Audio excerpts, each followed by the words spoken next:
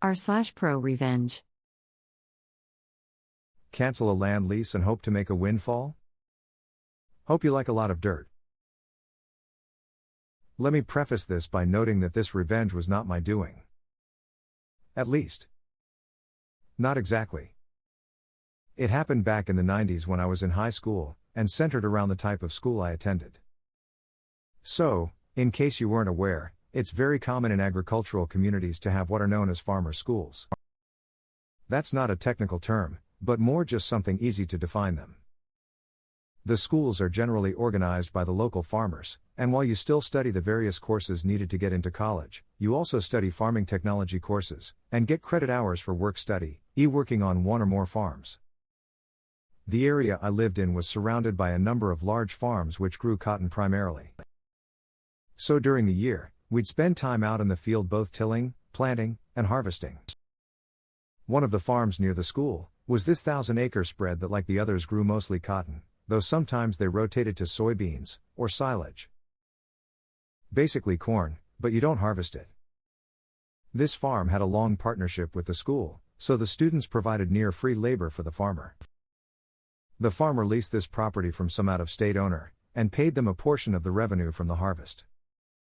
Imagine my surprise then, when I and many of my classmates arrived at the farm to do our work study, and the farmer instructed some to crew the sprayers and start spraying herbicide on the fields, while others, myself included, were to take tractors and discs and plow everything under. The farmer wanted every inch of the fields returned to just dirt.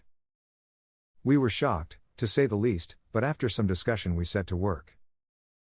It took us the better part of a weekend to do so, and when we were done the field was in a beautiful, if barren, state. The farmer thanked each of us personally, and paid us about $500 each. Quite the sum for a 90s high school senior. We returned to the school, told our headmaster that the contract was completed, and he informed us that the farmer would no longer be working with the school, and we'd be sent to one of the other larger farms for the rest of the year in our work study. It was probably 2 or 3 months later before word started going around about why we'd been instructed to destroy the crop. Granted, these were just rumors, but based on how things turned out for the farmer, I suspect there's some truth to it. So, apparently the landowner had decided that he was going to not renew the lease the farmer had on the land. This lease renewal just so happened to fall a few weeks before harvest season would start. Given that the average cotton farm earns about $1,500 per acre, a 1,000-acre farm would easily net the owner $1.5 million. About $500K of that being pure profit. I don't know what the farmer's lease was, but it stands to reason that it wasn't anywhere near that. So this landowner had figured out a neat little trick. Let the farmer get a good crop planted, and then refuse to renew the lease. The farmer would leave the plants in the field, and the landowner would just need to pay some contractors to come harvest it, and they'd earn a profit. Since at the time, the farmer's lease wasn't yet up, he decided to prevent that from happening. His act of revenge against the owner was to prevent them from cashing in on their hard work. Sure, it destroyed his farm, and he had to sell off most everything he owned to buy some property for himself, but he'd proved a point. The owner did try to sue the farmer, though he, the owner, really didn't have a leg to stand on, or so I was told. I think the court ruled that since the farmer was still under the lease when he had the land tilled under, then it was his property to do with as he wished, and thus the landowner couldn't tell him what to do with his property. I learned a rather valuable lesson from that man, beyond what I learned about farming. That lesson was, never ever cross someone with nothing to lose. Edit.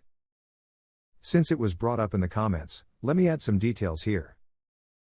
Cotton is one of the few crops which leave a negative nutrient value in the soil. Meaning that after harvest, even if you till the dead plants under, or even if you till them prior to harvest, you won't have as much nutrients as you started with.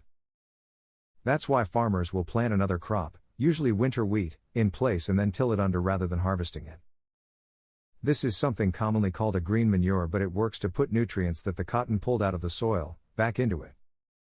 While the ground wouldn't have been completely dead or sterile, any crop planted on that tract of land, without further treatment of the soil, wouldn't have produced the same acre per acre yield that a comparable crop would have had he gone to harvest, and planted the secondary crop.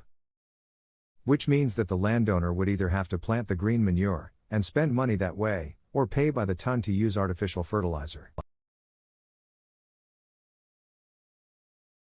Response to post. Reap what you sow. There's no cash left with no till. Response to post. Great story. The farmer is a much smarter business person than the landowner.